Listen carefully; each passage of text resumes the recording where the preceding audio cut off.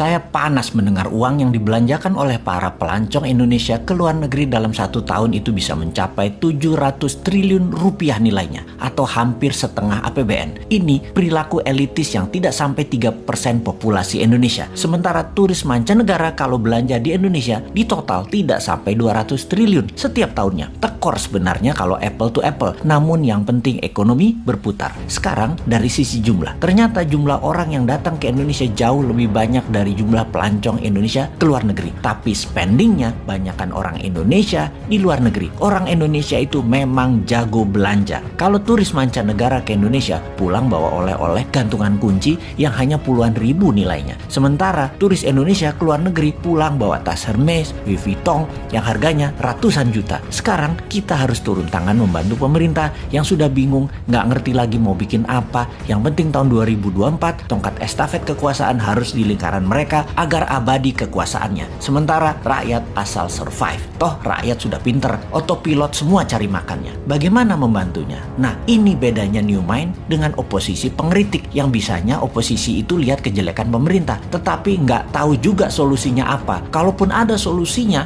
hanya normatif. Kita lompat sebentar keluar topik, nanti balik lagi memutar ekonomi wisata agar tidak keluar negeri. Saat ini di media-media juga orang-orang di tempat tongkrongan membicarakan 2024 siapa presiden dan wapresnya Indonesia. Maka banyak nama digadang-gadang. Nama-nama itu modalnya gampang. Bayar aja lembaga survei untuk memasukkan nama mereka, walaupun mereka hanya 1 di antara 10 orang. Pokoknya masuk aja nama mereka dulu. Lalu mulai dibangun citra mereka masing-masing. Yang hebatnya, siapapun mereka itu, tanya satu hal. Konsep bernegaranya apa ketika nanti mereka memimpin negara? Maka jawaban mereka pasti normatif, pasti umum-umum saja, seperti stop impor, stop hutang, pro UKM, dan lain sebagainya. Dan faktanya nanti ketika menjabat, semuanya tidak bisa dijalankan karena tidak tahu bagaimana caranya. Mereka semua itu hanya manuver politik dan di otaknya hanya bagaimana menjadi populer dan bagaimana menang mendapatkan kursi di 2024. Mek ngono tok. Hebatnya adalah narasinya bisa membuat rakyat percaya. Oh ya, ini bukan promosi Bosman yang ternyata sudah lengkap cara dan strategi bernegaranya. Bukan loh ya. Bosman bukan mau jadi presiden. Bosman mau jadi lord. Wes, jelas yo.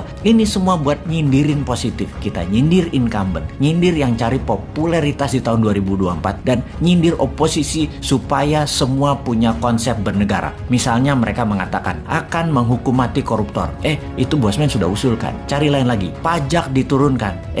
Bosman juga sudah duluan sejak 3 tahun yang lalu ngomong itu. Tutup selat di Indonesia. Wah, itu mah program Bosman. Bunga bank 0%. Itu juga Bosman yang punya program. Mati nggak lo para kandidat presiden semua konsepnya Bosman sudah duluan sebut beserta caranya. Mati gaya aja lo. Ya mending jadiin Bosman lord. Mulai paham nakalnya si Sontoloyo ini. Jadi cara mereka paling top ya paling masuk gorong-gorong, masuk ke podcast populer, sebanyak mungkin diliput media kegiatannya. Tapi ya garing. Viewer di sosmed mereka paling hanya ribuan. Tidak mungkin sampai puluhan bahkan ratusan atau jutaan viewer. Kalau mau jutaan ya ke Deddy Corbuzier paling. Oke, kita kembali ke topik bagaimana membuat 700 triliun itu ada di Indonesia aja. Sebagai acuan, cerita Dior dan Vuitton, jadi wisata itu kekuatannya bukan ekowisatanya alias lokasinya yang kuat, tetapi harus ada kekuatan penunjang seperti kuliner, event atau peristiwa, tradisi, budaya, keramahan sarana toilet, kesehatan, dan pelayanan yang prima. Tentunya produk kelas dunia berharga mahal karena langka dan unik. Sungguh, event, tradisi, budaya, dan experience pengalaman adalah yang paling powerful membuat turis kembali. Bagaimana kalau kita buat semuanya? Kita buat event, tradisi, budaya, kuliner, produk UMKM, kelas dunia di seluruh Indonesia, plus gamifikasi yang berhadiah miliaran. Traveling di Indonesia, misalnya ke Jogja, ke Toba, modalnya per orang katakanlah 3 hari 1 juta rupiah. Ternyata bisa mendapat hadiah ratusan juta. Kalaupun nggak menang, nggak dapat hadiah gamifikasi, tetap dapat menikmati pengalaman pesona Indonesia. Untuk hal ini, kita luncurkan segera produknya. Tenang, New Mind selalu ada solusinya.